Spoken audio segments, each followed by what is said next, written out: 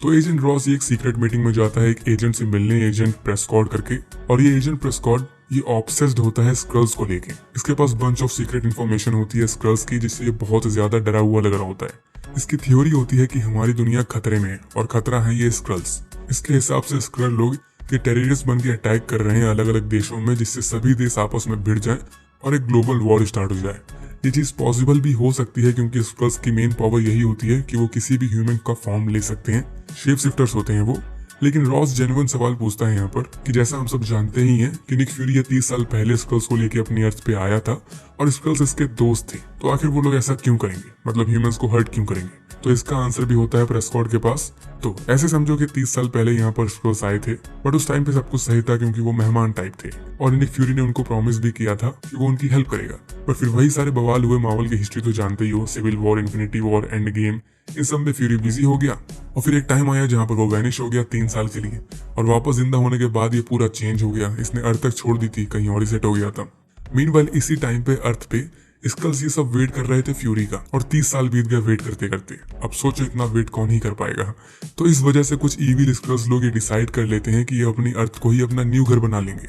लेकिन ये सारी जो इन्फॉर्मेशन होती है ये सब एक थ्योरी होती है, कोई एविडेंस या कोई सॉलिड प्रूफ नहीं होता इसका। ये चीज एजेंट रॉस बोलता भी है, इसको पता होता है कि निक फ्यूरी स्पेस में है, वही सेबर में, तो अगर उसको अर्थ में वापस लाना है तो उसको प्रूफ देना होगा कि ये स्क्रल्स सच में सब कर रहे हैं। तो एजेंट प्रेस्कॉट के पास एक एविडेंस भी होता है जो छुपा के रखे था ये, जिसमें स्क्रल्स के अपकमिंग टेररिस्ट अटैक की पूरी जानकारी होती है। उस अटैक का नेम होता है the one that sets the world on fire. और जैसे ही प्रेस्कॉट उस प्रूफ को एजेंट रॉस को देता है तो यहाँ पैरानोया वाली चीजें स्टार्ट हो जाती हैं। बोले तो किस पे ट्रस्ट करें और किस पे नहीं, क्योंकि वही चीज शेप शिफ्टिंग वाली, मेरे हिसाब से शेप शिफ्टिंग ही सबसे क्रीपी चीज है।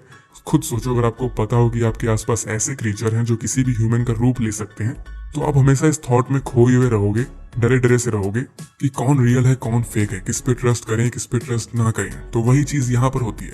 एजेंट प्रेस्कॉट एजेंट रॉस पे अटैक कर देता है, इसको लगता है कि वो एक स्क्रल है और हाथापाई के बीच में रॉस ये अदर एजेंट को मार डालता है, शूट कर देता है और फिर यहाँ से भागने का ट्राई करता है, बट इसके पीछे एक रशियन गुंडा टाइप पड़ जाता है कोई। और एजेंट रॉस से कांटेक्ट करता है मारिया हिल को, इसकी हेल्प मांगता है।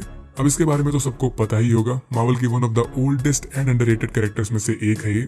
2012 वाली एवेंजर मूवी से इसकी जर्नी स्टार्ट हुई थी और इसके बाद मोस्टली हर मेजर मूवी में इसको दिखाया गया है। ये निक फ्यूरी की राइट हैंड थी, आई मीन है, मरी थोड़ी ना अभी तक। यहाँ पर थोड़ी भागम भाग होती है, बट लास्ट में एजेंट रॉस ये छत से नीचे गिर जाता है और इसके सामने कार लेके आ जाती है एजेंट हिल, बट तभी वो रशियन भी यहाँ पर आ जाता है जो इसका पीछा कर रहा था और पता चलता है कि वो एक स्क्रल था और कोई नहीं बल्कि वही निक फ्यूरी का दोस्त टेलोस।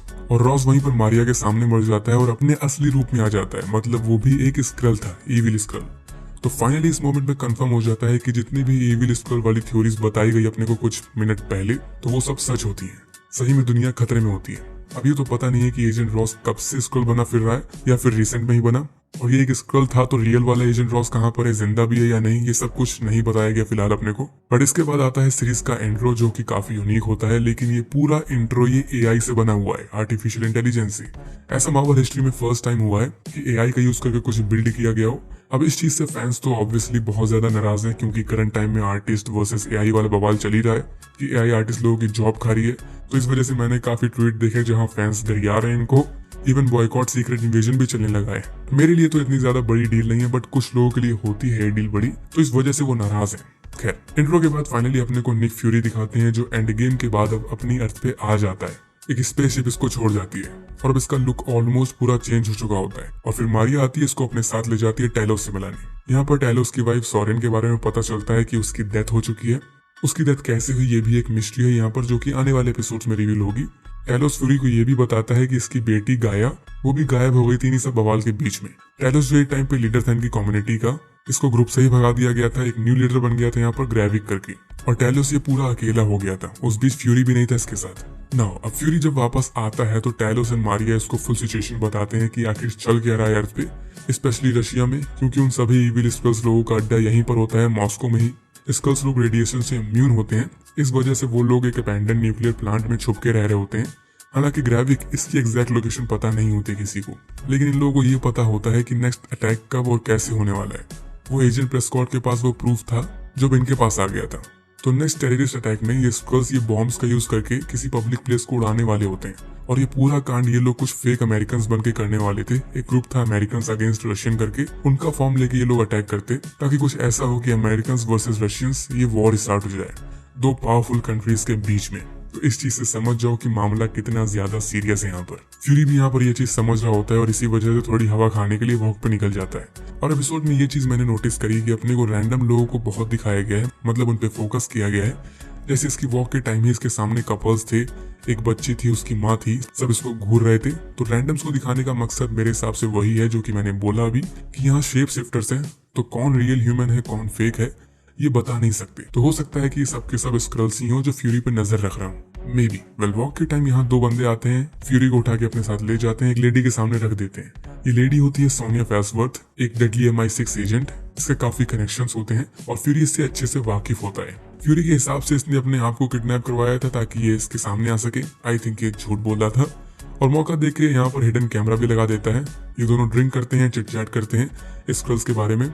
सोनिया भी उनको रोकने का ट्राई कर रही थी, पर जब फ्यूरी उससे हेल्प मांगता है, मतलब साथ में काम करने को बोलता है, तो वो साफ मना कर देती है इस चीज के लिए। उसके पास इंफॉर्मेशन भी होती है बॉम्ब्स को लेकर, बट वो नहीं बताती क्योंकि उसका सोचना होता है कि फ्यूरी चेंज हो चुका है। एक्चुअली ये चीज, ये सेम डायलॉग ये फ्यूरी से इस एपिसोड में कई बार बोला गया है। टैलोस ने भी बोला था, मारिया ने भी बोला था कि जब से ब्लिप हुआ है तब से ये चेंज हो गया है। इस डायलॉग का मेन रीजन क्या है वो तो शायद आगे ही पता चले। यहाँ फ्यूरी सोनिया से बोलता है कि इसके पास पास्ट एक्सपीरियंस है स्क्रल्स के साथ जो बाकी और किसी के पास नहीं है, तो ये इसका एडवांटेज है।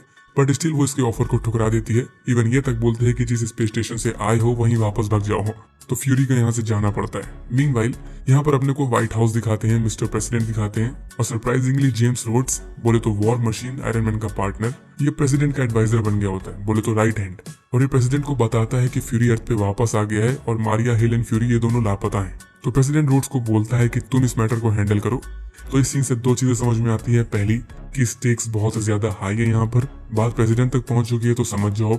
और दूसरी चीज है कि आने वाले एपिसोड्स में अपने को वॉर मशीन भी देखने को मिलेगा। अब यहाँ पर फाइनली अपने को स्क्रल का पॉइंट ऑफ व्यू दिखाते हैं, इनका सीक्रेट अड्डा दिखाते हैं। एक लोकेशन होती है जहाँ पर एक यंग मैन आता है जिसको गार्ड्स रोक लेते हैं, बट फिर आती है स्क्रीन पे खलीसी, बोले तो Emilia Clarke. Game of thrones के फैन तो यहाँ पर खुश हो गए होंगे। ये होती है एक स्क्रल गाया, जी हाँ वही टैलोस की बेटी जो फरार हो गई थी। तो ये इन्हीं टेररिस्ट वाले स्क्रल्स के साथ होती है।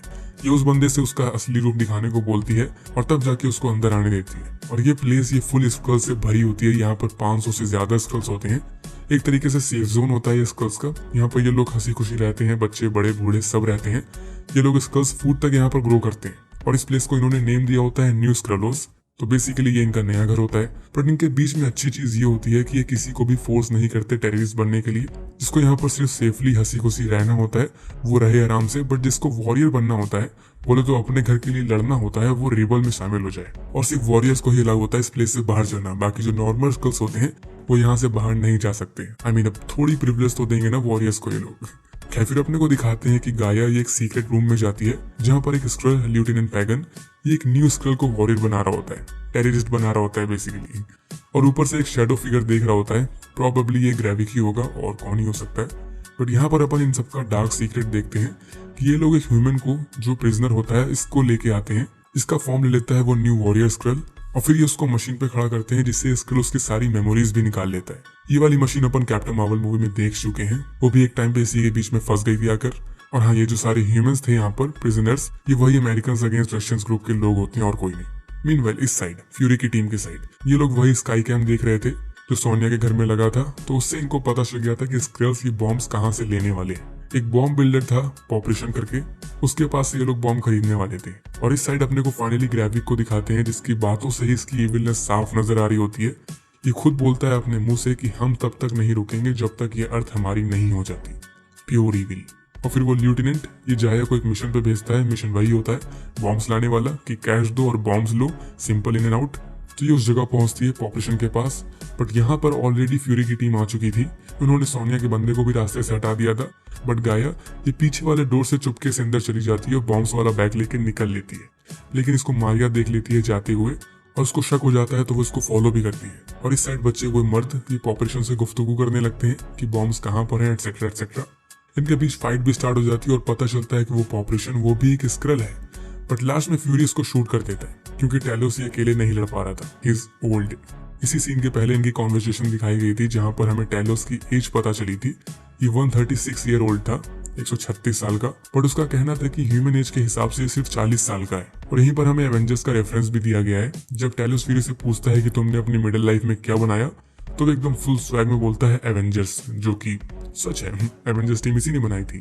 मारिया जो गाया का पीछा कर रही थी, तो गाया इसको पकड़ लेती है और इसको नॉकआउट करके भाग जाती है, लेकिन तब तक उसके सामने इसका फादर आ जाता है, टेलोस।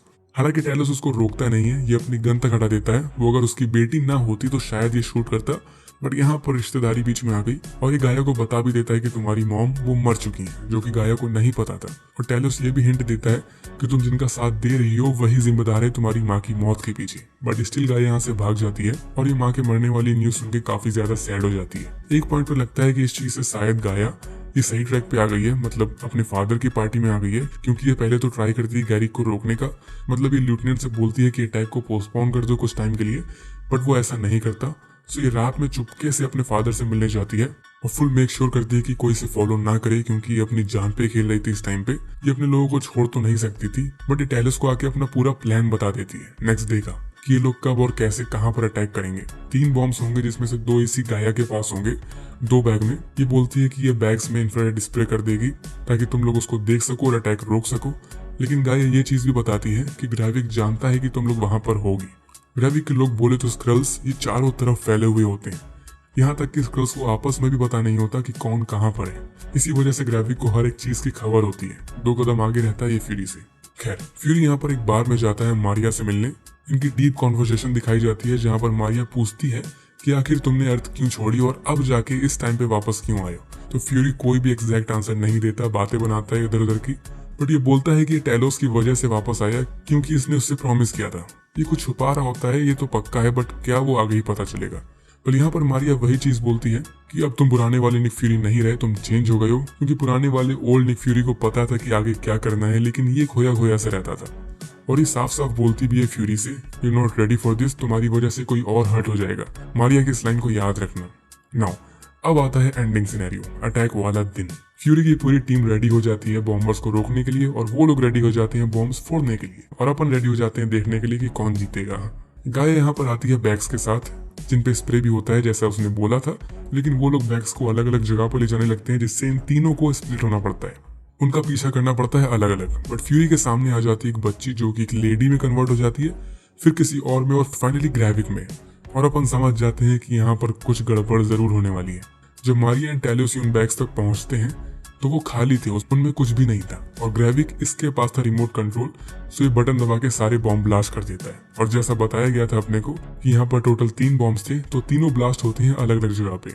न जाने कितने मासूम रशियंस मरे होंगे यहाँ पर, बट फुल केओस मच जाती है। और इसी केओस के बीच में ग्रेविक ये फ्यूरी का फॉर्म लेता है और मारिया को शूट कर देता है और गायब हो जाता है। और फिर असली वाला फ्यूरी आता है, जिसके हाथों में मारिया मर जाती है। एंड सीरीज के फाइनल शॉट में अपने को बस एजेंट मारिया हिल को दिखाते हैं इसको मरते हुए, एंड एपिसोड यहीं पर एंड हो जाता है। सो वो इसको बोलते हैं एपिक एंडिंग। कोई भी इस एंडिंग के लिए रेडी नहीं था। मारिया हिल, जैसे मैंने बताया था कि ये one of the oldest character है मार्वल में, 9 या 11 मूवीज में दिखाई गई है, मुझे याद नहीं एग्जैक्टली, बट इसको यहाँ पर आके फाइनली मार दिया, जो कि बहुत ही ट्रेजिक एंड हार्ट ब्रेकिंग है सच्ची में।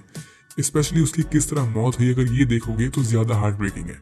मारिया के लास्ट वर्ड फ्यूरी से काइंड ऑफ यही थे कि तुमने मुझे मारा, क्योंकि ग्रेविक ने उसका फॉर्म लेके शूट किया था। तो खुद सोचो कितनी सैड चीज है। और वो वाला डायलॉग भी याद होगा जो मारिया ने लास्ट टाइम फ्यूरी से बोला था कि तुम इस चीज के लिए रेडी नहीं हो, तुम्हारी वजह से कोई और हर्ट हो जाएगा। तो ये खुद ही हर्ट हो गई। ब्रो, माना अंडररेटेड कैरेक्टर है, बट बहुत आइकॉनिक कैरेक्टर थी ये। मार्वल वालों क्यों, ये ट्रॉमा देख के मुझे नींद नहीं आने वाली। बट हाँ, ऐसा भी हो सकता है कि मारिया जिंदा हो, मुझे नहीं पता कि आगे क्या होने वाला है, बट सुनने में आ रहा है कि ये मारिया नहीं थी। बोले तो ये शेप शिफ्टिंग की दुनिया है, तो बहुत सारी पॉसिबिलिटीज है कि ये मारिया की जगह यहाँ पर कोई और हो, मे बी टेलोस का कोई फ्रेंड हो सकता है। बट जिस तरह से ड्रामेटिक वे में इसकी डेथ दिखाई गई है, मुझे तो लग रहा है कि यार she is actually dead. I hope कि ना मरी हो वैसे, बट लग तो रहा है कि इसकी स्टोरी खत्म। एनीवे, एपिसोड में और कुछ नहीं था, ना कोई क्रेडिट सीन ना कुछ और, बस ये दिल को दहला देने वाली एंडिंग थी, इसके अलावा कुछ नहीं। और अब अगर रिव्यू की बात करें तो एज अ फर्स्ट एपिसोड मुझे तो thrilling and mysteries type series पसंद है, तो इस वजह से मुझे तो अच्छा लगा ये एपिसोड 1। बट अभी सिर्फ एक ही एपिसोड आया तो कुछ कह नहीं सकते, इसलिए मैं ना इसको बुरा बोलूंगा और ना ही बहुत अच्छा। आगे देखते हैं कि स्टोरी कहाँ जाती है, कैसे डाइवर्ट होती है, तब फुल रिव्यू लेके आऊंगा। हालांकि एपिसोड 1 की एंडिंग से ये तो समझ में आ गया है कि कितनी ज्यादा डार्क सीरीज होने वाली है, और इससे ये भी पता चल गया कि ये विलेन ये यहाँ पर कच्ची गोलियां तो नहीं खेल रहा, तो अब at least falcon and the winter soldier वाले विलेन से तो अच्छा है ही। वैसे नेक्स्ट एपिसोड के लिए इतना पता है मुझे कि वो और ज्यादा सरप्राइजिंग होने वाला है। मार्वल हमेशा कुछ एपिसोड्स पहले ही क्रिटिक्स को दिखा देता है, यूजुअली 2 एपिसोड्स होते हैं। तो जितने मैंने रिव्यूज वगैरह पढ़े हैं क्रिटिक्स के, तो सब यही बोल रहे हैं कि सेकंड एपिसोड और ज्यादा इंटरेस्टिंग एंड सरप्राइजिंग है, जो कि अपन नेक्स्ट वीडियो में देखेंगे। तो होप फॉर द बेस्ट। सो मारिया हिल की लाइफ की तरह ये वीडियो भी यहाँ पर एंड होती है। वीडियो में कुछ भी पसंद आ गया हो तो लाइक बटन जरूर दबा देना। बाकी ऐसी और वीडियोस के लिए सब्सक्राइब करना चाहो तो कर देना। तो मिलते हैं नेक्स्ट वीडियो में, तब तक के लिए stay tuned and bye bye.